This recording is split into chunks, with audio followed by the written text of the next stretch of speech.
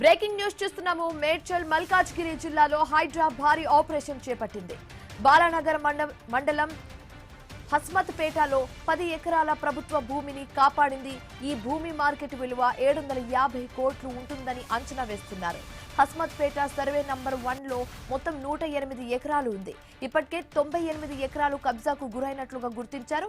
మిగిలిన 10 ఎకరాలలో pre caste కంపౌండ్లు నిర్మించి తాత్కాలిక షెడ్లు వేసి ఆక్రమించుకున్నారు. రెవెన్యూ అధికారుల లేఖతో హైడ్రా చర్యలు తీసుకుంది. రెవెన్యూ అధికారుల సమక్షంలో హైడ్రా ఆపరేషన్ చేపట్టింది. పోలీస్ బందోబస్తు మధ్య భారీ ఆపరేషన్ చేపట్టింది. ఈ ఆపరేషన్ కి సంబంధించి మరింత తాజా సమాచారం మా కరెస్పాండెంట్ రత్నకుమార్ ఫోన్ ద్వారా అందిస్తారు. రత్నకుమార్.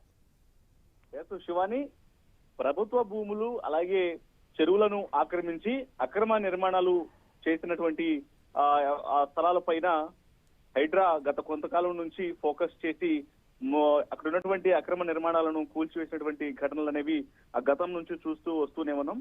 ముఖ్యంగా వందలాది కోట్ల రూపాయలు విలువ చేసినటువంటి ప్రభుత్వ భూములు అన్యాక్రాంతం అవుతున్న ఉద్దేశంతో హైడ్రా పని చేస్తూ ఉంది. ఇందులో భాగంగానే ఇప్పుడు దాదాపు 750 కోట్ల రూపాయల ప్రభుత్వ భూమి ఆక్రమణకు గురి కాకుండా హైడ్రా భారీ కూల్చివేతలను ఇవాళ చేయడం జరిగింది. మేడ్చల్ మల్కాజ్గిరి జిల్లాలో భారీ ఆపరేషన్ ద్వారా దాదాపు 750 కోట్ల రూపాయల భూమిని కాపాడింది. బాలానగర్ మండలం హస్మత్పేటలో 10 ఎకరాలు ఉన్నటువంటి యొక్క భూమికి సంబంధించి ఇప్పటికే గతంలో సర్వే నెంబర్ 01 లో మొత్తం 108 ఎకరాలు ఉండగా ఇప్పటికే 98 ఎకరాలు కబ్జాకు గురైనట్లు గుర్తించారు.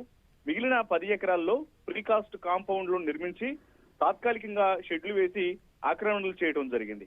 ఇక ఈ విషయాన్ని రెవెన్యూ అధికారులు హైడ్రా అధికారుల దృష్టికి తీసుకువెళ్లడంతో హైడ్రా అధికారులు ఆ డాక్యుమెంటేషన్ అంతా కూడా పూర్తిగా గమనించిన అనంతరం అది ప్రభుత్వ భూమి అని తేల్చిన తర్వాత హైడ్రా భారీ ఆపరేషన్ ను స్టార్ట్ చేసింది. ఇవాళ ఉదయం నుంచి బాలానగర్ మండలం హస్మత్పేటలో యొక్క సోదాలు అనేవి కూల్చివేతలు అనేవి కొనసాగుతూ ఉన్నాయి. మొత్తం 750 కోట్ల రూపాయల విలువ చేసినటువంటి ఈ 10 ఎకరాల భూమిలో ఏర్పాటు చేసిన అక్రమ నిర్మాణాలన్నింటినీ కూడా భారీ పోలీసు బందోబస్తును ఏర్పాటు చేసి ఒకవైపున పోలీసు బందోబస్తు మరోవైపున డిఆర్ఎఫ్ సిబ్బందిని అక్కడ ఇతరులు వచ్చి అక్రమ నిర్మాణాలను కూల్చివేసినటువంటి సందర్భంలో ఎటువంటి ఆందోళనలు అనేవి జరగకుండా తగిన జాగ్రత్తలు అక్కడ బందోబస్తును ఏర్పాటు చేసి ఈ కూల్చివేతల ప్రక్రియను చేపట్టడం జరిగింది. Shivani. Right, thanks for the updates Ratnakumar.